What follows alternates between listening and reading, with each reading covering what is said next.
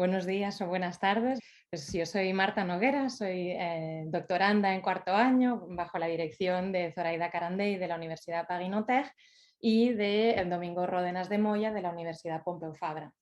Mi proyecto de tesis trata sobre la práctica del cuaderno en las letras españolas contemporáneas. Y en este trabajo pues trato de proponer una reflexión teórica sobre el cuaderno de escritor y para ello me baso en el análisis de manuscritos originales, bueno, de cuadernos manuscritos originales de 4 escritores españoles que desarrollaron la mayor parte de su obra en la segunda mitad del siglo XX. Se trata pues de María Zambrano, de Carmen Martín Gaite, de José Ángel Valente y de Joan Margarit.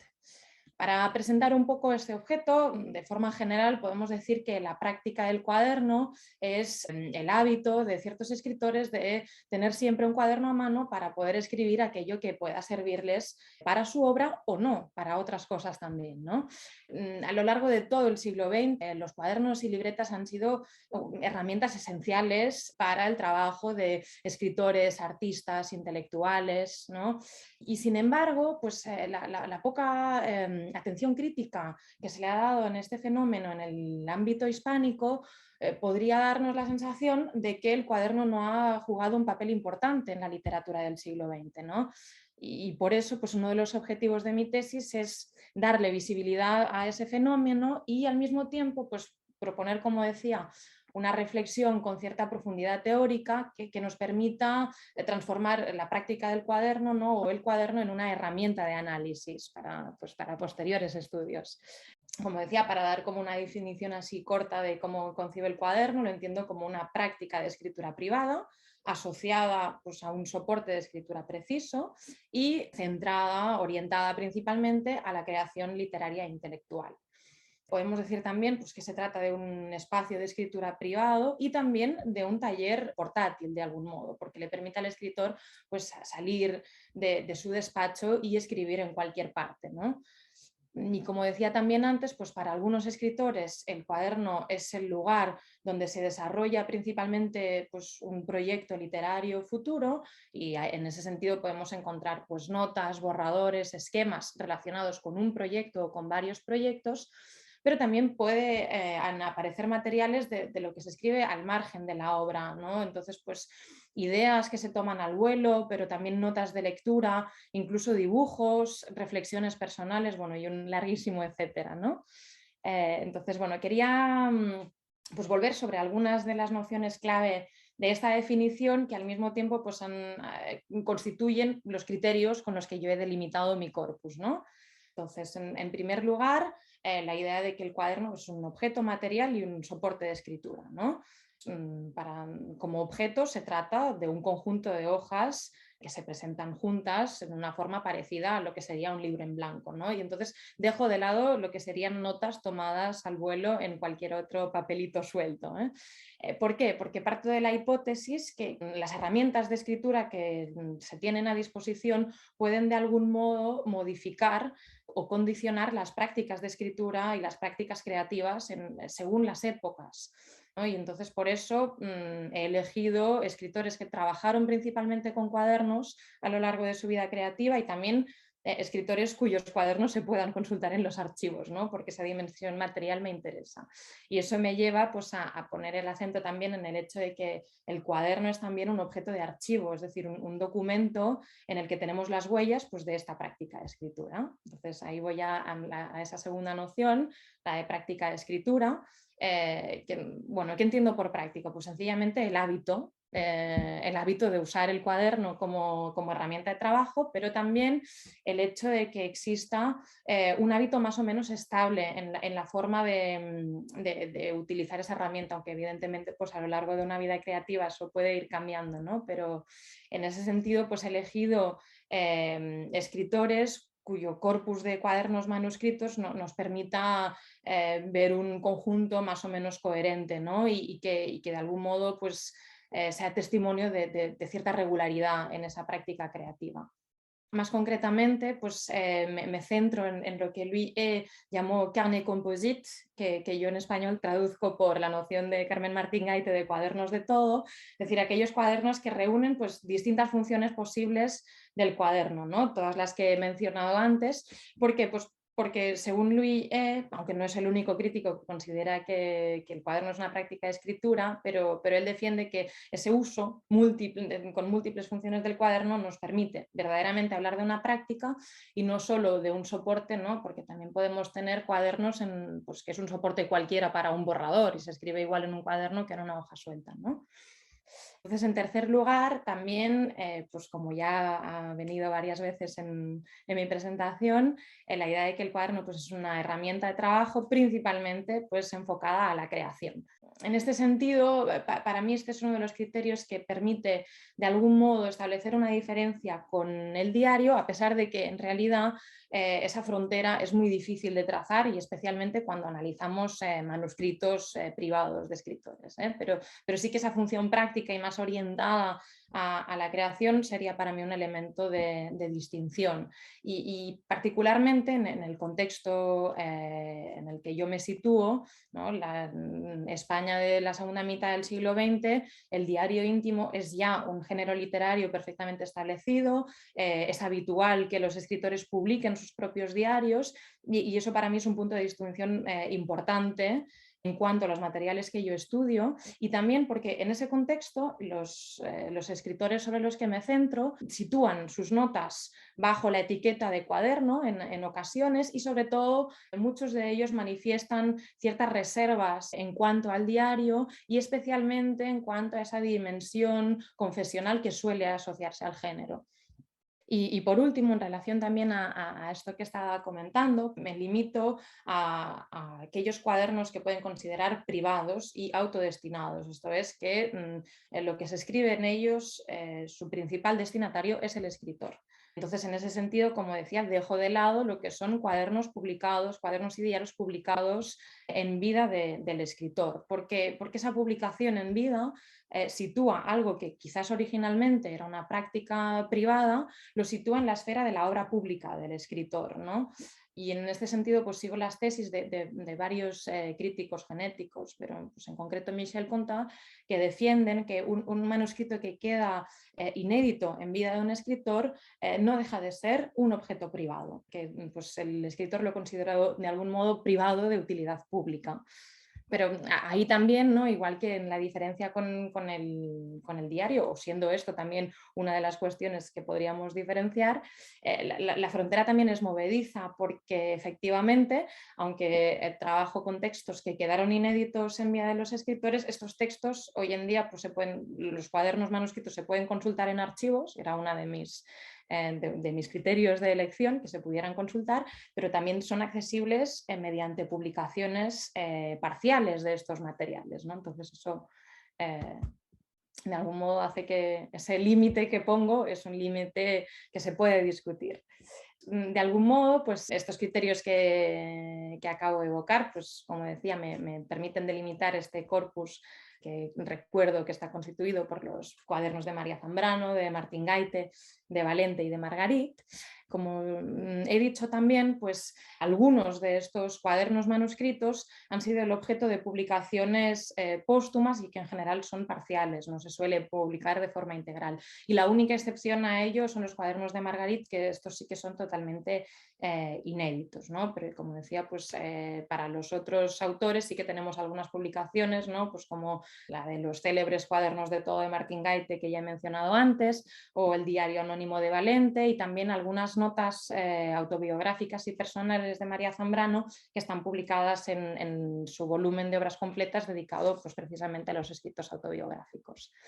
Entonces eso hace que en la tesis trabaje con un corpus mixto que está formado por estas obras publicadas y por el análisis de los manuscritos originales, ¿no? Entonces, a pesar de cierta dificultad en la aproximación a un manuscrito privado, me parecía muy importante trabajar sobre los textos manuscritos porque precisamente es uno de los límites que he encontrado en el estado actual de la investigación sobre el cuaderno, ¿no? Que muchos de los estudios que tienen una vocación más teórica se basan en textos publicados, ¿no? Y en cambio para mí pues, no, el cuaderno no se puede reducir solo al texto, ¿no? Tal y como se da en una publicación, porque ahí se pierden cosas importantes y especialmente todo lo que es la dimensión gráfica de la escritura, que nos dice mucho, ¿no? sobre esa práctica.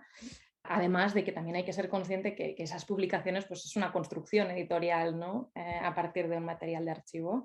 No puede confundirse con una obra realmente de un escritor. Bien, voy intentando terminar ya. ¿Cómo trabajo, ¿no? con este corpus mixto de manuscritos y publicaciones? Pues básicamente planteo una doble aproximación que se basa pues, bastante en los aportes tanto de la crítica genética como de la poética, ¿no? Entonces, en un sentido más de la poética, propongo un análisis comparado de los cuadernos de estos escritores y en ese análisis comparado me baso tanto en el análisis de los manuscritos como de las publicaciones, ¿no? Y esa es la parte en la que busco proponer una reflexión más teórica y examino pues, algunos de los rasgos que podrían considerarse característicos de la práctica del cuaderno, pues, por ejemplo, la inmediatez de la escritura o, como decía antes, la idea de la escritura portátil, todo lo que tiene que ver con la escritura personal, pero también pues, esa dimensión genética del cuaderno, de la relación con la obra publicada. Pero de algún modo pues, esos rasgos característicos los pongo a prueba ante los manuscritos, ¿no? Y de este modo pues trato de mostrar lo que hay de comparable entre esos 4 escritores, ¿no? Y que nos permitiría establecer una cierta poética, pero al mismo tiempo busco también mostrar la especificidad de la práctica de cada uno de los escritores que en realidad hace muy difícil un establecimiento de una poética del cuaderno, ¿no? En segundo lugar, ¿no? la otra aproximación que propongo es estudiar mucho más en detalle unos pocos cuadernos de cada uno de los escritores correspondientes a un corto periodo de su vida creativa, pues 1 o 2 años aproximadamente. Y ahí el objetivo es proponer una lectura que muestre la multiplicidad de proyectos que pueden elaborarse al mismo tiempo, su eventual relación con eventos personales que puedan aparecer en esos cuadernos, y entonces eso me permite pues, problematizar esa supuesta frontera entre lo que sería la elaboración de la obra y las notas personales, y también es una forma metodológicamente de cuestionar la aproximación que propone la genética de los textos, ¿no? Que en lo que consiste principalmente es en el establecimiento de la cronología de cómo se elabora un proyecto literario en concreto, ¿no? Yo trato de mostrar pues, que en general un proyecto literario se elabora al mismo tiempo que muchos otros. Bien, y termino ya pues, subrayando algunos de los elementos del cuaderno que lo hacen pues, un documento muy interesante para estudiar la cuestión de la vida literaria, pues, que es el tema que nos ocupa hoy, ¿no?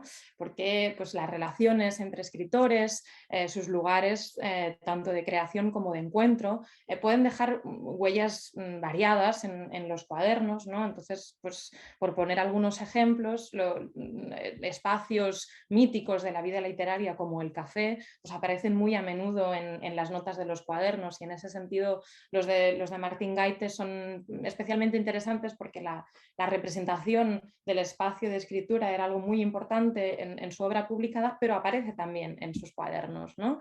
Pero encontramos también otros ejemplos como pues, huellas de la participación de estos escritores en encuentros literarios o congresos. En el caso de Valente y Zambrano hay algunos cuadernos que me han interesado mucho, ¿no? por esa cuestión, y también pues, podemos encontrar notas en las que los escritores pues, se refieren a conversaciones y discusiones con otros colegas, ¿no?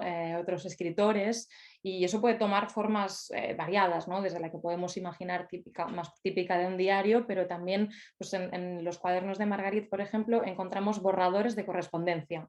Y entonces ahí pues tenemos ese fragmento de conversación. Y bueno, a partir de esta pista de reflexión pues abro un poco el espacio para que podamos conversar.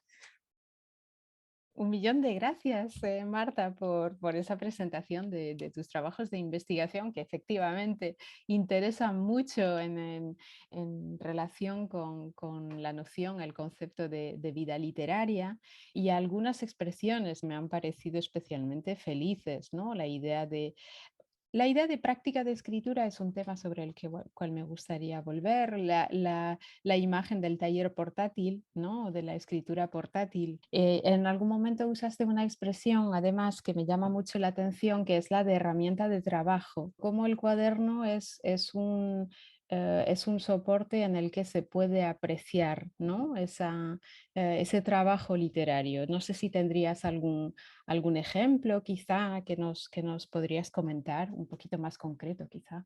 Sí, claro. Bueno, por supuesto, la idea del trabajo, de creación, es algo que me interesa mucho y que de algún modo es una forma de traducir nociones que han sido muy trabajadas en el ámbito francés por la crítica genética, ¿no? Que pone mucho el acento en ese trabajo de elaboración de un texto literario, ¿no? Y entonces eso, pues claro, puede aparecer de múltiples maneras según también las preferencias y los hábitos de escritura de cada uno, ¿no? Pienso en el caso de Valente, apenas hay borradores, pero tenemos muchísimas notas de lectura que están muy claramente orientadas a construir sus ensayos, y eso aparece tanto en el diario anónimo en sí como en otros cuadernos de trabajo inéditos que he consultado en la Cátedra Valente. Pero bueno, como herramienta de trabajo, quizás el ejemplo más evidente es el caso de los cuadernos de Margariti. Es una de las razones por las que me interesa mucho trabajar sobre ellos, porque en realidad son fundamentalmente cuadernos de borradores, es decir, que una parte muy importante de esos cuadernos está llena de borradores de poemas que escribe y reescribe, llenos de tachones y muchos borradores que abandona. Es decir, quizás en un cuaderno encontramos solo 2 o 3 poemas que finalmente ha publicado y el resto son borradores hechos y rehechos, ¿no? Pero al mismo tiempo presentan el interés de que en el reverso de esos cuadernos pues anota pues quizás ideas para una conferencia, unos apuntes para sí mismo sobre la literatura española, un borrador de una carta, como decía, ¿no? Entonces encontramos esa mezcla, pero de una forma quizás distinta a la que tenderíamos a imaginar cuando hablamos de un cuaderno, ¿no? Oh. Fantástico, sí, sí, era justo lo que tenía en mente también.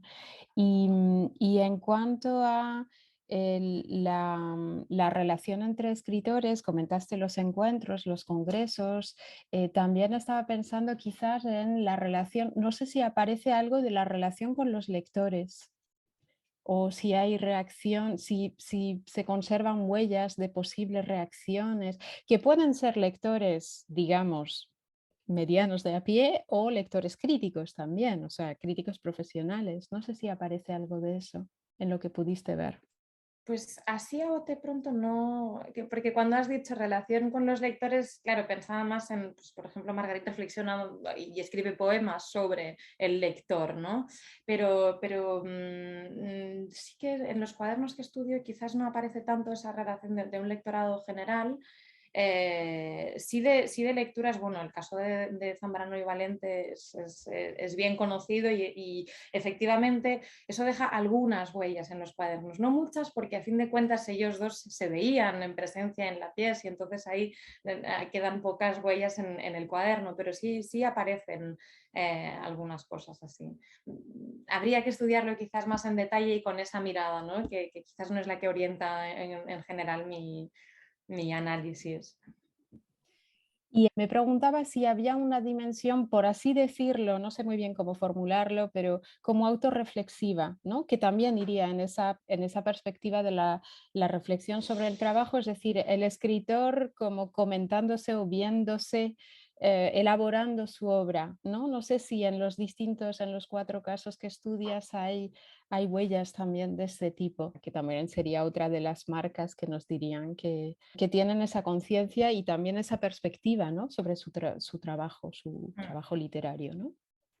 Claro, Sí, es decir, la dimensión autorreflexiva aparece, yo creo, en dos niveles. Uno que es la reflexión sobre el propio trabajo y efectivamente es algo que a mí me interesa mucho, ¿no? Porque en realidad, en cuanto entramos en la autorreflexividad, hay una parte en la que pues, es puramente utilitario, ¿no? Y ahí sí que vemos, pues, sí, por ejemplo, en el caso de Zambrano creo que sucede bastante, que ella se reformula a sí misma, ¿no? Y entonces escribe algo y dice, no, no es así. O me doy cuenta de que pues, por ejemplo, está trabajando en un proyecto y de pronto dice, me doy cuenta de que este libro no es un libro, sino que son cuatro, ¿no? O sea, o que son dos, no recuerdo exactamente cómo lo formula, pero sí que encontramos formulaciones de este estilo. En cambio, Margarit nunca. Pero claro, es que esas formulaciones en las que hay una reflexividad sobre el trabajo, ¿no? Es una forma de reflejar el trabajo. Entonces, Margarit no lo escribe, es decir, no se pone en escena, no hay una enunciación en la primera persona que demuestre ese trabajo, pero aparece mediante las tachaduras, ¿no? Que al final la cuestión de la tachadura puede pasar por una tachadura real o puede pasar por una enunciación de esto no vale, ¿no? Esto no, pues otra cosa. Y luego habría un siguiente nivel de autorreflexividad que a mí me interesa mucho y que no aparece en todos, que sería ya más bien la conciencia de esa práctica, ¿no? De ese espacio como espacio de trabajo y como un espacio literariamente interesante, ¿no? Y en ese sentido, Martín Gaite es el ejemplo más claro de mucha reflexividad sobre su propia práctica y que entonces además en realidad ella habló de esa práctica incluso a sus lectores, ¿no? En entrevistas, en prólogos y en su ensayo del cuento de nunca acabar, ¿no?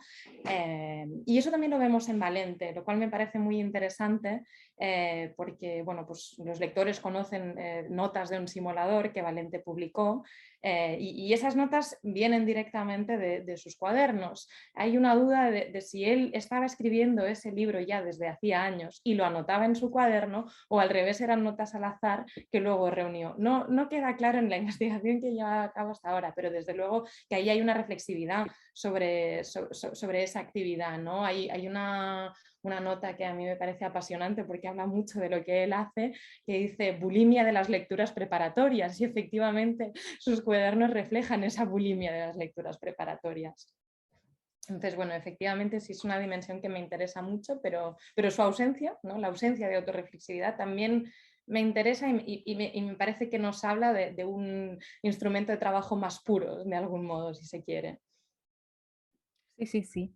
O sea que al final hablabas de lo que se escribe al margen de la obra, pero al final, obviamente, sí es un margen el cuaderno y lo explicaste muy bien, es un objeto privado que en un principio no está pensado para publicarse, pero si digamos que si cambiamos un poco el punto de vista o la perspectiva de cierta manera y de nuevo enfocando la cuestión con esa idea del trabajo literario, es todo un conjunto, por así decirlo. Y no sé hasta qué punto tan al margen, ¿no? No, es que efectivamente señalas algo importante, ¿no? Porque que en realidad apunta a una de las premisas de las que yo partí, porque yo partí pues, de leer pues, crítica que se había escrito, ¿no? Y determinada, pues, un estudio en concreto sobre el que trabajé defendía, ¿no? Que sobre todo esa idea de lo que se escribe al margen de la obra, ¿no? Y entonces esa es una noción que se puede defender y al mismo tiempo cuestionar, porque efectivamente en cuanto tenemos unos cuadernos en los que hay muchísimo material que luego se rescata para publicar, ¿no? Porque son borradores, ya está un poco orientado al lector a pesar de ser un documento de trabajo privado. No, ahí no es tanto la marginalidad, sino la idea de que el documento de trabajo privado es. Eso no significa que lo que hay en esas notas se acabe dando a conocer de algún modo, ¿no? Entonces, margen, pero también en un artículo defendía margen, pero umbral de la obra también, ¿no? Porque ahí está la obra en sus inicios.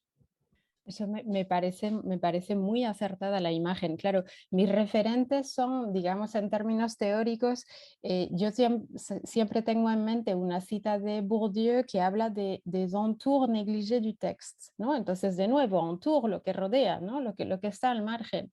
pero que en realidad para las obras sobre las que suelo trabajar, claro, la idea es un poco defender esa idea de que en realidad esos entours, ¿no? son imprescindibles para que haya obra, para que esa obra circule, para que incluso, no sé, un autor, incluso en términos incluso de estilísticos, ¿no?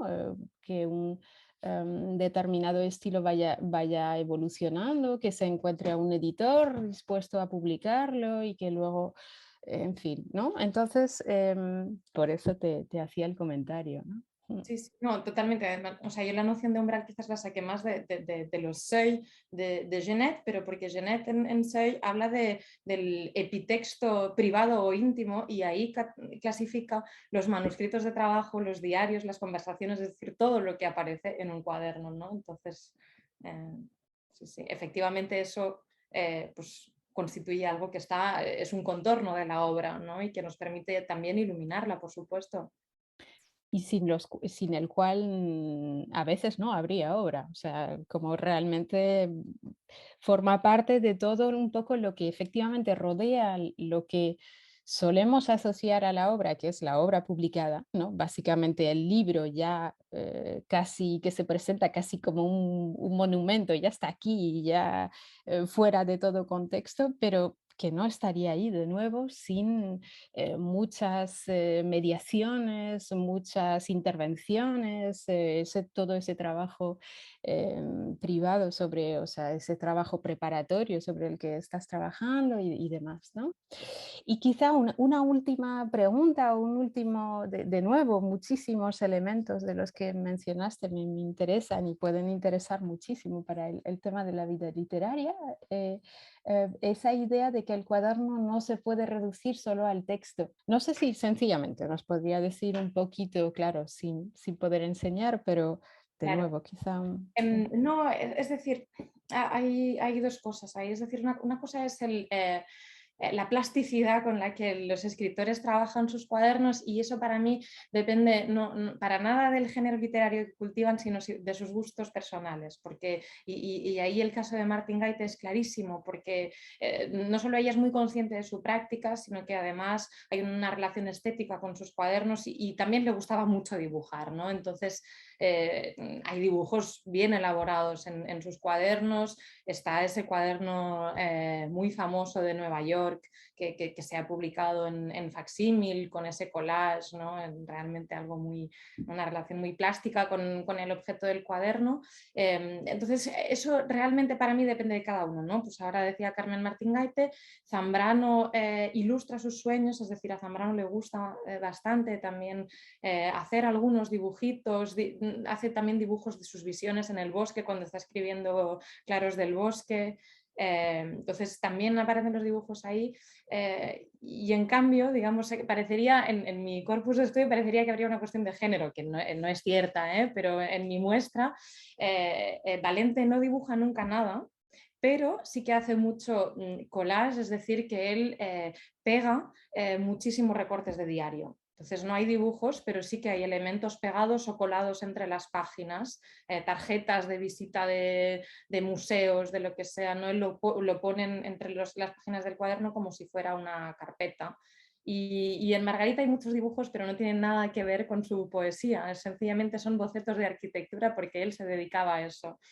Entonces, bueno, cada uno en dimensiones muy distintas. Pero cuando hablaba de la importancia de la dimensión gráfica, me refería no solo a los dibujos, sino también a todo lo que el texto manuscrito, en su disposición, en sus cambios de colores, nos dice, nos transmite parte del mensaje, nos permite comprender cómo se ha escrito, cuándo se ha escrito. Me refería también a eso, ¿no? Porque a veces hay cosas que se alisan en una publicación y yo observando los manuscritos digo, no, si es que esta nota se ha escrito el mismo día que tal otra nota, ¿no? Y eso lo ves por el color del bolígrafo, por ejemplo, y en un texto publicado eso no se ve. Claro, incluso imagino en la disposición de las ideas, o sea, es Sí, sí, que es fundamental, es casi como un poema, o sea, claro, de nuevo, estoy pensando en mis referentes de los poemas vanguardistas que tenían su disposición, que obviamente hay que intentar respetar, ¿no? A la hora de publicarlos, así que ya tendrás trabajo para los apéndices de la tesis, sí. sí, claro, claro. Sí, en los apéndices, los cuadernos que analizo, he hecho una transcripción diplomática que precisamente Mm, consiste en eso, ¿no? En respetar la dimensión gráfica. Sí, sí. fantástico. Pues un millón de gracias, Marta, A ti. por esta presentación magnífica y yo creo que seguiremos escuchándote, ¿no?